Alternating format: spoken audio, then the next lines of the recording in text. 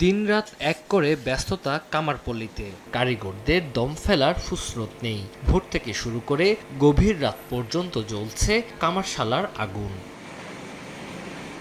কোরবানির পশু জবাই আর মাংস কাটার জন্য দা, বটি, ছুরি ও চাপাতির চাহিদা অনেক। তাই তো হিলির কামারপল্লীগুলোর কাজ তুঙ্গে। নতুন অস্ত্র কেনাও পুরাতনগুলোতে শান দিতে ক্রেতাদের ভিড় কামারশালাগুলোতে।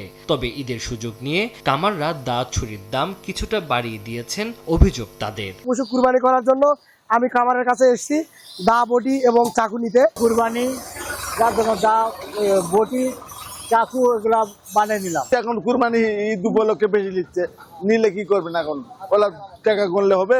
কামাররা জানান, লোহা ও কয়লার দাম কিছুটা বৃদ্ধি হলেও আগের দামে দা, চাকু বিক্রি করছেন তারা। বর্তমানে চাপাতি 500 থেকে 600 টাকা কেজি, হাসুয়া 200 থেকে 300 টাকা পিস, ছোট ছুরি 50 থেকে 100 টাকা পিস, বড় ছুরি 700 থেকে 800 টাকা পিস বিক্রি হচ্ছে। বড়টা আপনার 500 টাকা কেজি দিচ্ছি, এই ছোটটা আমরা 600 টাকা কেজি নিচ্ছি। এই যে চাকু মনে করেন 700-800 টাকা, এটা পাতি চাকু, স্প্রিং এর চাকু। আমাদের গতবারের তুলনায় এবারে আমাদের কাজের চাপটা অনেক প্রচুর বেশি।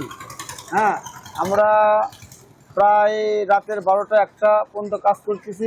হিলির কামারপল্লীতে 15 জন কারিগর রয়েছেন। সময় সংবাদ, হিলি।